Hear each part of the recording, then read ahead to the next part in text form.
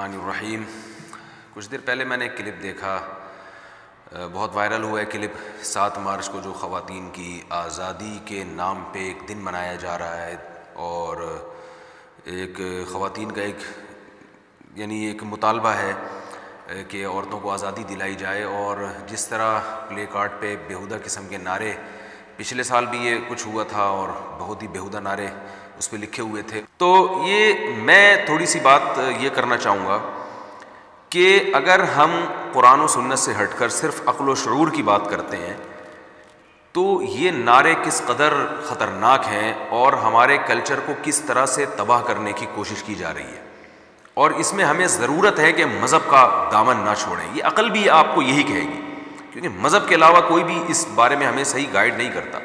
سب سے پہلے میں بات کروں گا کہ یہ جو بینروں پہ لکھا ہوا ہے کہ یا اس طرح کے نعروں کو پروموٹ کیا جا رہا ہے کہ ڈیورس جو ہے نا گویا ہمارے حق میں کوئی عیب نہیں ہے، تو کلمۃ حق ارید بہا الباطل ایک درست بات ہے جس سے ارادے اچھے نہیں ہیں۔ بات اس حد تک درست ہے کہ اگر کسی خاتون کو ظلماً طلاق ہوتی ہے، طلاق بنتی نہیں تھی اور شوہر نے اس کو بلا وجہ چھوڑ دیا، تو ہم ایسی خواتین کو یہ کہیں گے بھائی اب طلاق ہو گئی ہے تو آپ اس کو زیادہ سیریس نہ لیں۔ اللہ تعالیٰ نے قرآن مجید میں حکم دیا وَإِن يَتَفَرَّقَا يُغْنِ اللَّهُ كُلًّا مِّن سَعَتِهِ۔ میاں بیوی میں کسی وجہ سے علیحدگی ہو گئی ہے تو عورت کو چاہیے کہیں اور نکاح کرے، مرد کو چاہیے کہیں اور نکاح کرے۔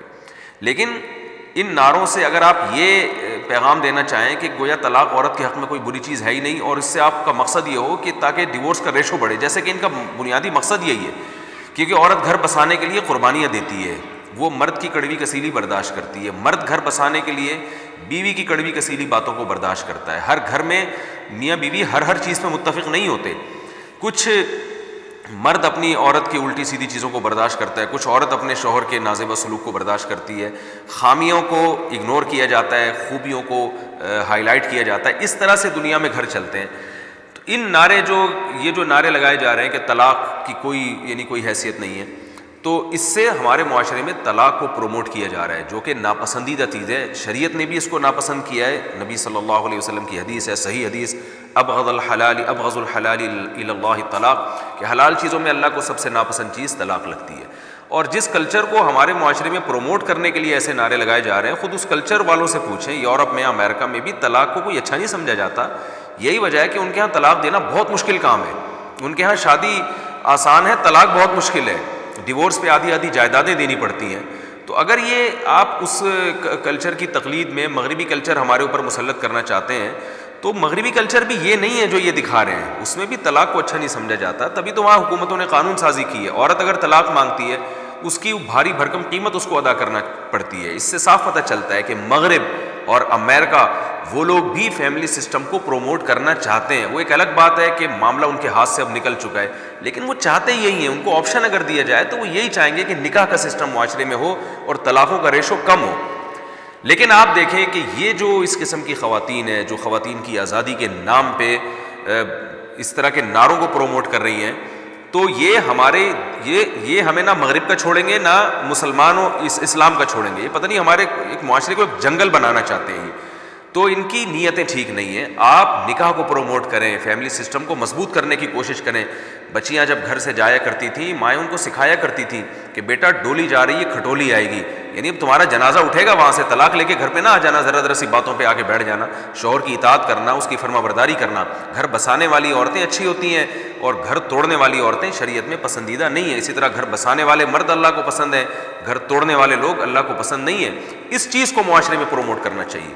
دوسرا جو یہ نعرہ لگایا جا رہا ہے میرا جسم میری مرضی، اتنا بیہودہ نعرہ جسے زبان سے بولتے ہوئے بھی شرم آتی ہے، اور جناب خلیل الرحمن قمر صاحب نے بھی بہت اچھے انداز میں اس پہ رد کیا کہ یہ کیسا بیہودہ نعرہ ہے۔ علماء تو رد کرتے ہی رہتے ہیں، لیکن ایک ایسے شخص کی طرف سے جو ڈراموں کا رائٹر ہے اور ایک لبرل آدمی سمجھا جاتا ہے، اگر وہ اس پہ اس طرح سے ری ایکٹ کریں گے اور اس نعرے کو مسترد کریں گے تو میں سمجھتا ہوں اس کا عوام پہ اثر زیادہ ہوتا ہے۔ تو میں نہیں کہہ رہا کہ میں خلیل الرحمن صاحب کی ہر چیز سے متفق ہوں یا میں ان کو دودھ کا دھلا ہوا سمجھتا ہوں، لیکن قرآن مجید میں اللہ تعالیٰ کا ارشاد ہے کہ کسی قوم سے اگر تمہیں کسی وجہ سے اختلاف ہو تو تم عدل کا دامن نہ چھوڑو۔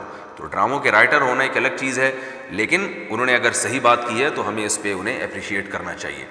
تو یہ جو نعرہ بار بار لگایا جا رہا ہے کہ میرا جسم میری مرضی، تو اس کے پیچھے کیا ہے؟ عورت کی آزادی۔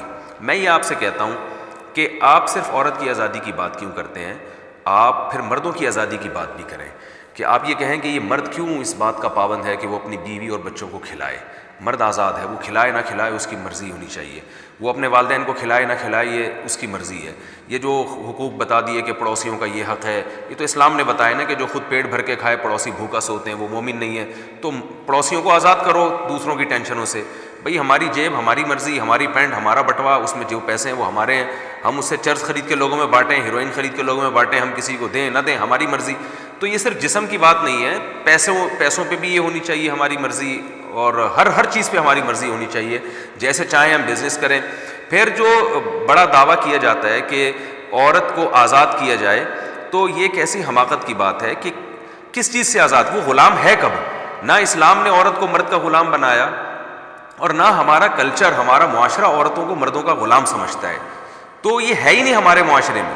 جہاں ظلم ہوتا ہے، آپ کہہ سکتے ہیں بعض علاقوں میں یہ ظلم ہوتا ہے کہ عورت کو پاؤں کی جوتی سمجھتے ہیں، تو آپ ان علاقوں میں آواز اٹھائیں۔ اس طرح یاد رکھیں جیسے عورت پہ ظلم ہوتا ہے بعض ہمارے معاشروں میں بعض جگہوں پر، تو ایسے مردوں پہ بھی ظلم ہوتا ہے بعض جگہوں پر۔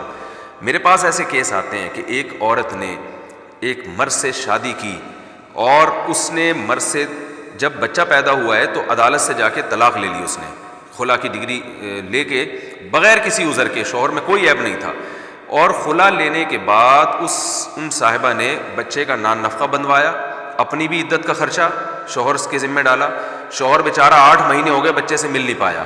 اس کے بعد وہ خاتون کہیں اور شادی کر رہی ہیں، وہاں بچہ پیدا کر کے وہاں سے طلاق لی، ادھر سے بھی نان نفقہ باندھا اپنا۔ ان کا بزنس ہی یہی بن چکا ہے۔ اور جو مرد ہے پہلا، وہ بیچارہ وہ اپنے بچی کا، جو اس کی بیٹی پیدا ہوئی ہے، اس کے فیوچر کا سوچ رہا ہے کہ کل یہ عورت میری بیٹی سے بھی یہی بزنس کروائے گی، لیکن وہ مرد کی کسٹڈی میں وہ بچہ نہیں جا سکتا، کیونکہ عدالتیں خواتین کو سپورٹ کرتی ہیں، بچہ انہی کی کسٹڈی میں جاتا ہے ہمیشہ کے لیے۔